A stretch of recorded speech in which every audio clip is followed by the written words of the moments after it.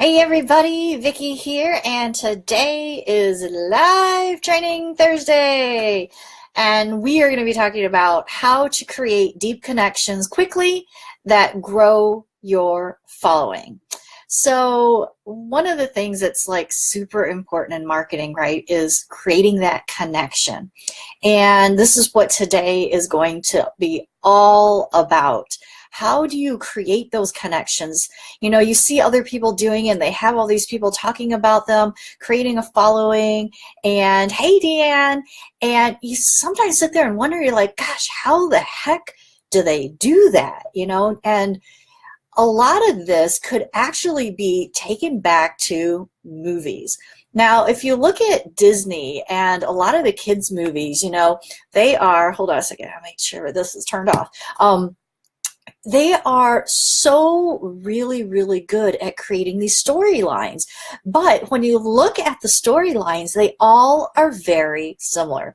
And what I love as well is that, you know, even though they're kids' movies and stuff like that, that they always have an adult part of it, right? Stuff that only adults are going to catch or only adults are going to think is funny. And, you know, I love that they always have those two things going on at the same time. And when you investigate the heroes that are in all these movies that we love so much, they have a lot of similarities. And the similarities, have to do with how they're presented and what's going on in their lives. And, you know, we love that underdog type of story so much. And we also love the stories of the reluctant hero.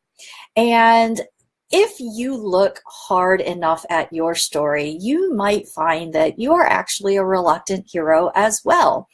I was, thinking about my own story, some people have asked me, you know, how did you get into books? How did you start doing this? And I will tell you that I resisted so much. I did not want to be called a book coach. I hated the title. I didn't want to be known as that because marketing was my first love, like in business terms, right? Obviously, I was a master herbalist and wellness coach prior to that.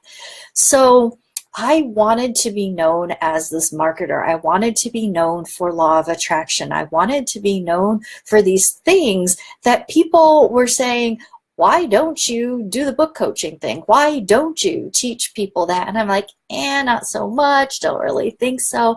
And if you look at some of the stories or even like the superhero stories, there's always this sort of reluctant hero, somebody that was forced into a situation that maybe they weren't really wanting, that they eventually grew to accept, right? And if you look at your story, you'll probably find that as well. But I should back up a second before I start going on about this reluctant hero thing. So when you are creating connections, and I will always tell you that connections begin with story and connections begin with being real. There are so many cool things about you that you probably don't realize, or that you probably think somebody's going to think is kooky or weird, or, you know, you don't want to talk about that because people won't think that you're a serious coach. Now, here's the thing. I love Mr. Men. I love Little Miss. When I was in France, I bought these in French because I was so excited. I actually bought, and this is so hilarious, so here's Mr. Strong. Got these from Arby's, and what is this guy? I don't remember. Mr. Tickle. I think this is Mr. Tickle. Stacy, what'd you miss? Not too much yet. So Mr. Strong, Mr. Tickle, I have Miss Sunshine in my drawer. I won't pull them all out, and you know, you'll see, like, here's this little Miss Sunshine again. And I remember growing up that my mom said to me so often, Vickie, grow up. Vickie, why can't you just grow up? Why do you like these little things, you know? And you know, it's just part of my personality. This is actually something on my desk that my daughter bought me. It actually holds my phone. Yep, it holds my phone. And the butt of it is one of those microfiber whatever, and it's supposed to clean your phone. And I love this thing. Okay, I'm 46 years old, and this is sitting on my desk, along with, I think I've shown you guys before, my Wonder Woman stash and other things that are up there. Yes. So anyway, that's just part of who I am and part of my personality. And somebody out there might think, oh my gosh, how could I possibly take her seriously? Or how could she possibly have brain cells in her head if this is what she likes? And that's perfectly fine. It's all right if they don't think so, but it's part of me. And I think that so often we are actually scared to let people see these parts of us that we think may not be as professional. But these days, I think so many things have turned so casual. You know, texting is pretty casual. We don't know how to spell anymore. I used to be this spelling queen, grammar Nazi, and I just kind of had to let that all go. And now it's affected me too. Who knows, sometimes I'm not using the appropriate grammar either. I joke around that I am usually the rated G version or section of whatever speaking event I'm at. And you know, that's part of what makes me me. And part of what creates that deep connection with you and your followers is really going to be just sharing about you. Okay, so don't be scared about that. So let's go through. I want to talk about 6 things that happen when you're creating this deep connection that is going to grow your following. So first, you need to identify some things in what you're sharing and the message that you have that you're telling people. Okay, and as I'm going, if you want to ask questions, go ahead.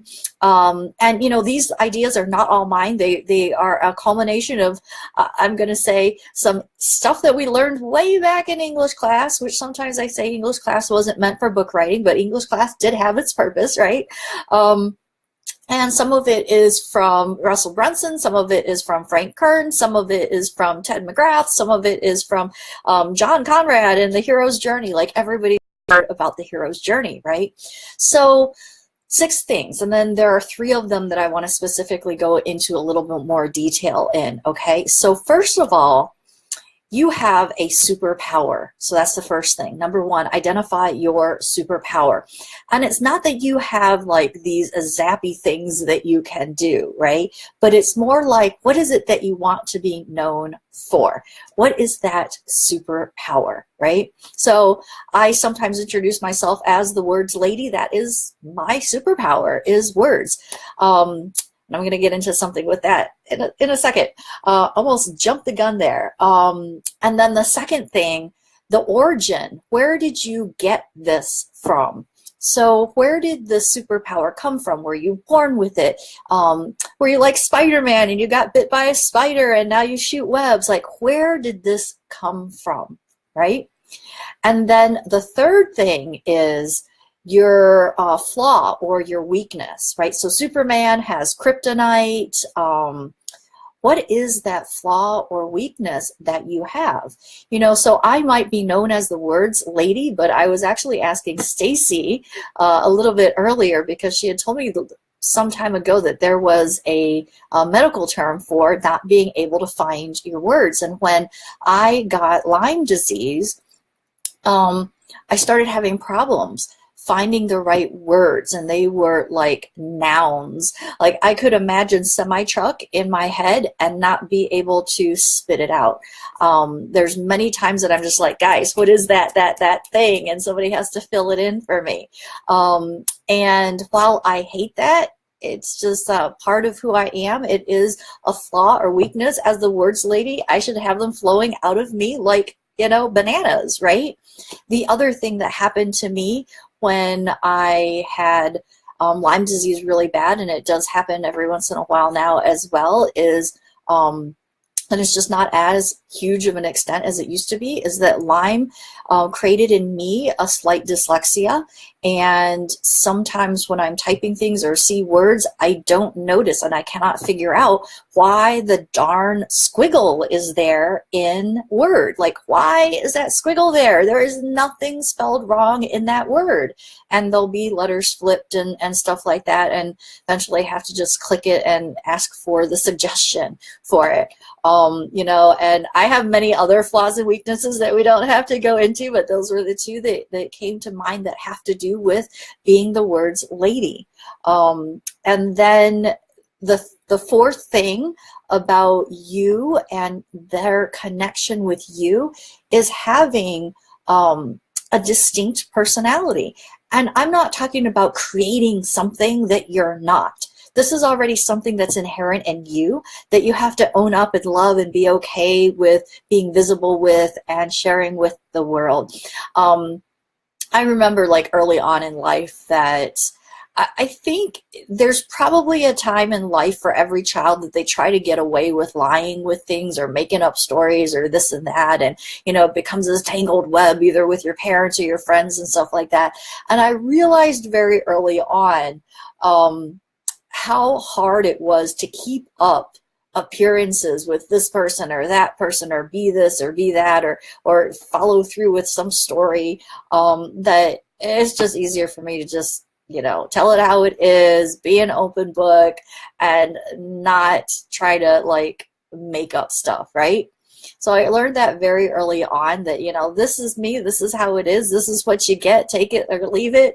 I definitely struggled with the whole try to be something for somebody as a wife, a spouse, a mom, a daughter. You know, we all do those types of things. That's not exactly what I'm talking about, but the fact that whatever you're putting out there, to make it just very authentically you. That's probably just something that's very old that you've heard over and over again, I'm going to guess. Be authentic, be authentic.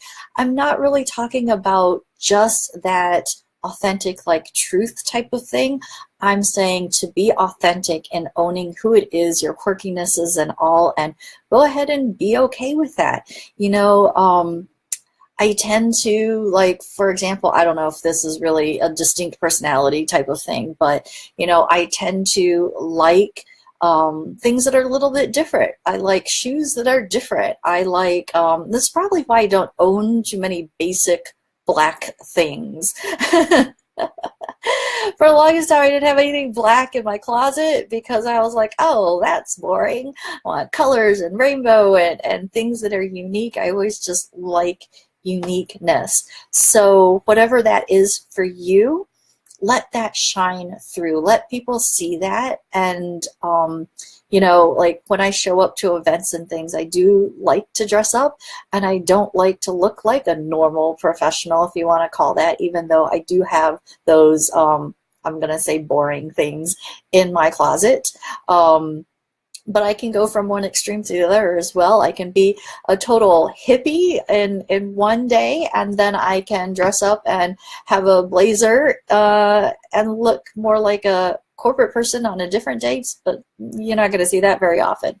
You know, and the other thing, you know, you might see me at Saks Fifth Avenue one day buying Valentino sneakers, and on the same exact day, I will be out there at Salvation Army looking at something cool and buying leopard fur trimmed little heeled wedge booties for $5. Like, that is just me, and you're gonna see both sides. So distinct personality, and it is perfectly okay to put whatever that is out. Let me know if you guys have any questions as I'm going through. I'm seeing people are jumping on now, so hello. So those were the first four things. The fifth thing is that you should have some sort of driving force. So what is it that you stand for, right? What is it that you are wanting to happen in the world, right? So for me, I want people who are up for living life with no regrets and have that urgency that they know that now is their time, that they want to leave a legacy and put that in their book so that they can live forever. I stand for people who want to live the life of freedom, to want to enter entrepreneurship because they know that somewhere deep down inside them that they were called to do this thing that they are very passionate about, but perhaps they don't know how, or maybe they are a little scared about doing it. And you know, that's what I stand for. I stand for looking at other people and seeing their potential and sharing with them that potential that I see in them. And hopefully that also means that when I share that with them, they find it within themselves and then are inspired to say, you know what, she's right. I do have that within me and I can do this. And let me go do it now. So then the sixth thing is to have some sort of shared enemy. Like if you look at, again, if you just look at movies and how movies are set up with the protagonist and the antagonist and the things that they're fighting against, right? Gosh, what is it that I was thinking of? The Devil Wears Prada, you know, the evil boss, yeah, and horrible bosses, right? What a funny movie. Horrible bosses. They're standing against this enemy of these bosses being so mean to them. And I'm totally not political at all, but if you look at politics, right, they try to get you, politicians will try to get you by finding that common enemy that we're against, whether that be, you know, increased taxes or, you know, whatever it is, that enemy that we want them to stand against, and then we rally up behind them and all that stuff, right? So usually there's some sort of shared enemy. And here's the thing that I want to tell you now that we've gone through all 6 of these. One of the clients that I have, I was talking to her about her book, and there's going to be some controversial things that she's going to be putting in her book. And I said to her, look, what you're going to say is gonna maybe repel people. It's going to maybe upset them. They may not agree with you. And in marketing, repelling somebody and attracting somebody are actually the same thing. So what we want to do is to repel, like actively repel the people that we don't want in our tribe, in our community, and those who, you know, are following us. Actively repel them so that you can actively magnetize and have room to magnetize those people that are going to resonate with you, your personality, and what you're saying. You know, and this goes back to the whole, like, is there really competition? Yeah, there is, and no, there isn't, all at the same time, right? You wouldn't expect McDonald's and Burger King to sit down in a mastermind and tell each other what their next awesome new product was, and the whole entire, what do you call it? The whole entire promotion strategy that they were going to do in it, right? Totally not going to do that. However, even though they're in the same niche and stuff, they do have differences. Some people are going to prefer McDonald's to Burger King. And of course, you know, I don't think fast food is good for anybody, but just what came to mind, right? Somebody's going to want it flame broiled, which really is flame broiled and then microwaved, but we don't need to go there. Or they want it, you know, fried from McDonald's or whatever. So even though they're in the same industry, they're different enough that they have their own clientele, right? But all at the same time wouldn't share with each other in a mastermind what they're going to do next. So all that to mean that while we are different in personalities, we do have certain things that are a commodity. There are other people teaching how to write best-selling books. There are other people teaching how to write a book funnel. There are other people out there teaching how to market yourself, to grow a following, to use social media and Facebook. There are totally other people out there helping you with copywriting and email sequences aside from me. But there are going to be some people that are just like, oh my gosh, I met you the other day, or I saw is such and such, or remember we bumped into each other at the coffee shop, or, you know, at an event, and we chatted for a little while. And those just few moments, I knew that we were going to work together. And those are the people that you're going to magnetize to you. And then once you nurture them and stuff and they get to know you, these are the 6 things that you need to make sure you're incorporating in your marketing, in your emails, in your videos, and things like that. So I know I went through the 6 pretty quickly. There were a few things that I wanted to make sure that we touched upon in those 6 things. So, number 1, make sure you know, without a shadow of a doubt, know what that superpower is that you want to be known for. Number 2, don't be afraid of sharing your weaknesses and flaws. There are times when you're doing videos that actually sharing a damaging admission is something that helps you, right? Hey, Andrea, sure, you can watch the replay. You know, sometimes sharing those things are going to really help you with your messaging and your marketing, in fact. And sometimes it's even better to bring up something before somebody goes Googles and finds it out. I'm saying, like, you know, like if you've been to jail before, or I don't know, something like that they might find out in marketing and Googling you or something, that you might want to go ahead and just let people know prior to it. Or like if you've ever been sued because of a product, or if you've ever, I don't know, owed back taxes. I don't know, I'm just making this stuff up now. That you might want to admit those things. So I'm actually going to give you a sneak peek into a video that I'm going to be doing very soon. I'll be recording that soon. And it's talking about bestsellers. So there's some people out there who will say, you know, bestseller's not going to do anything. Bestseller's about manipulating algorithms, you know, things like that. And so my damaging admission that I'm going to have in this video is basically saying, hey guys, you know what? I want to let you know that I manipulate algorithms. That is part of my job, that's part of my marketing, and that's part of what I do. So, you know, basically if somebody is like, oh my gosh, I can't do that, that's cheating, and runs away, that's fine, you know, because really, then I go into, and I will explain it to you, know, if manipulating algorithms to you means using what I've learned in 6 bestsellers and using what I've learned to help 52 other people become bestsellers, if manipulating algorithms means being smart about your categories, getting your description really good, using the correct keywords, creating a launch sequence and a strategy to get more followers, if that is considered manipulating algorithms to our benefit on Amazon, we do it. I teach my clients to do it. We do it all day long. And maybe that's a damaging admission to some people, and to other people, they're like, yes, that's exactly what I want. I want somebody who knows how this system works, who knows how it's calculated, who knows how to use this to our benefit, because we're going to create a strategy that's going to help you use all those components to get there.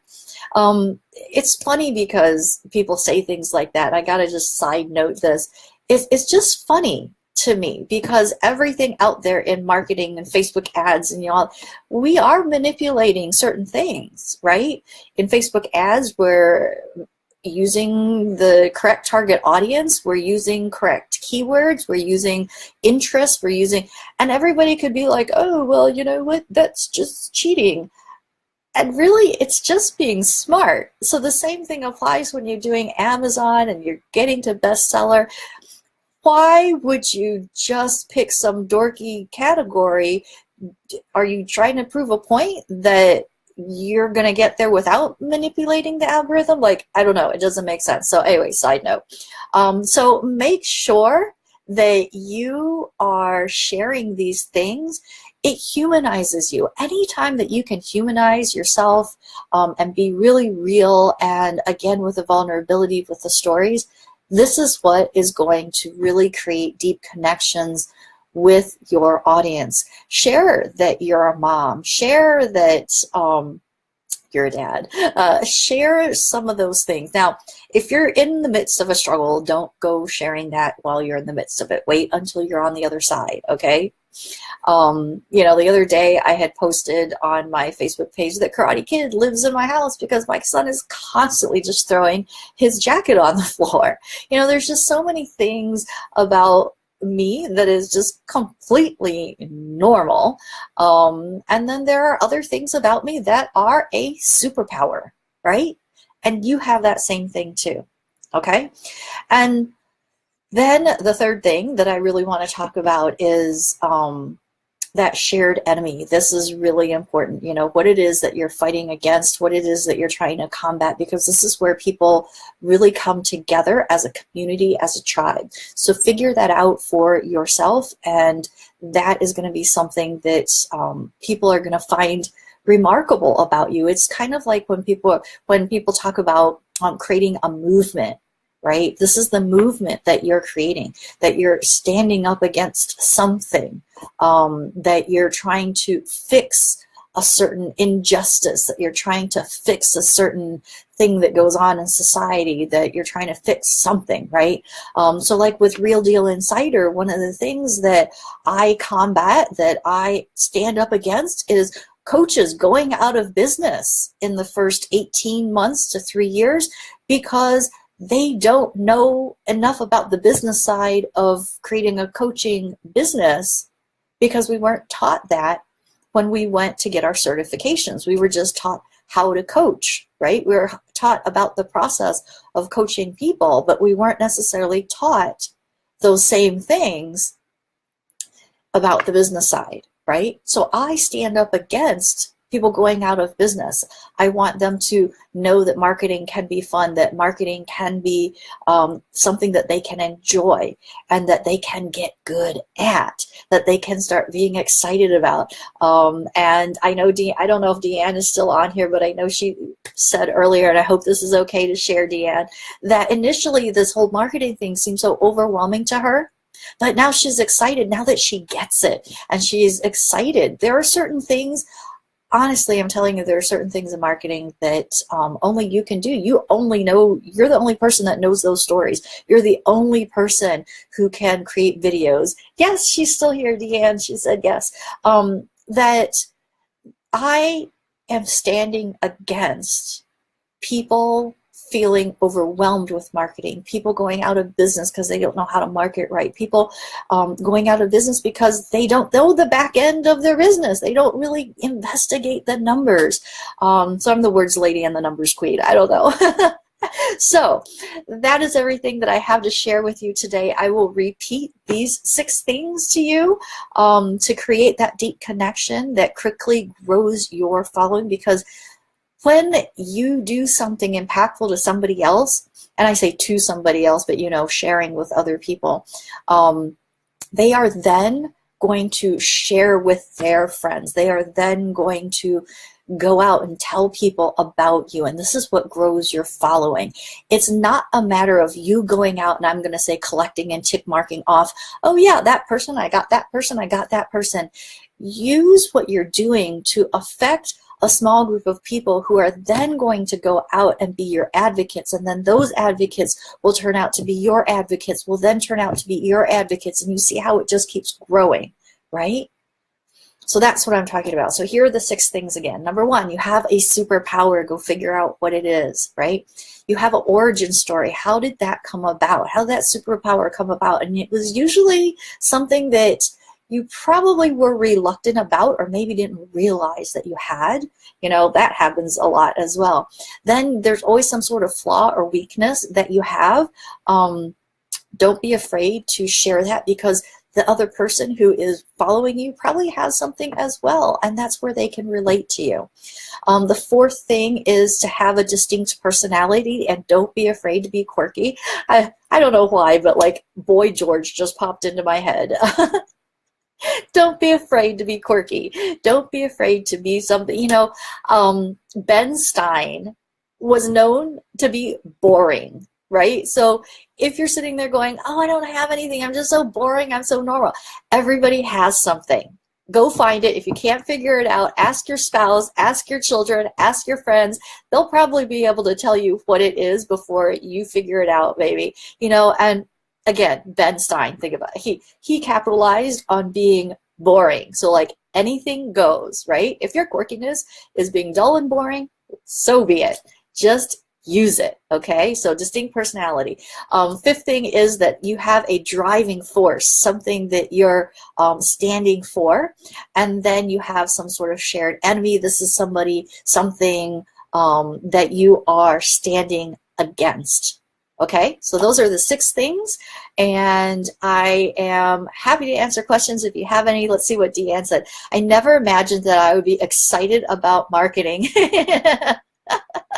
Oh, Deanne, you crack me up. Until you taught me how to understand it in a no-nonsense way and understanding that it's not separate from my business, it's all in one. Yes, it is. It's all in one. I love it, Deanne. She has just been such a rock star, superstar in the Real Deal Insider program. It's just been so fun to watch Deanne do all these things and be so excited to write copy. Yeah? So, if you're going to watch the replay, if you are watching the replay later, let me know if you have any questions. Happy to answer. And, you know, as always, I love doing these trainings and I enjoy being with you guys. If you have any interest in Real Deal Insider, let me know. We're constantly doing more trainings there. You get, I always have to mention this, so you get my Money While You Sleep masterclass, which is a $2,000 masterclass if you look on my website for it. You also get my Write and Speak event, which is $2,000 on my website. You get all that in the library along with tons of other things in there for just $297 a month. And my eyeballs on your stuff. We go through copy. We make it fun. We are a fun group. I'm telling you what, we laugh a lot. And I go off on tangents. But it's all fun, and it's all good, and there's always some golden nugget somewhere along with what we're talking about, whether it's from me or whether it's from somebody else in our group. It's really great.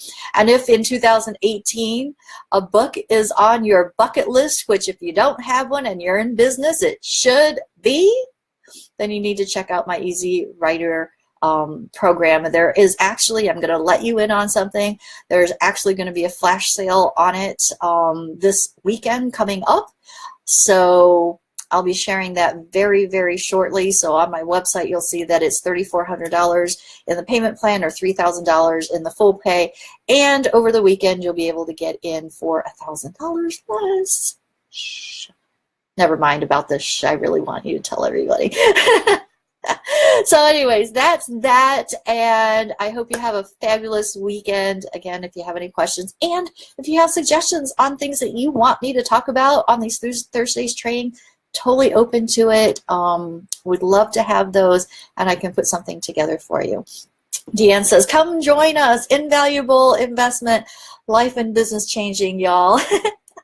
I think, Deanne, I need to start paying her for promoting for me. She is so excited about the program.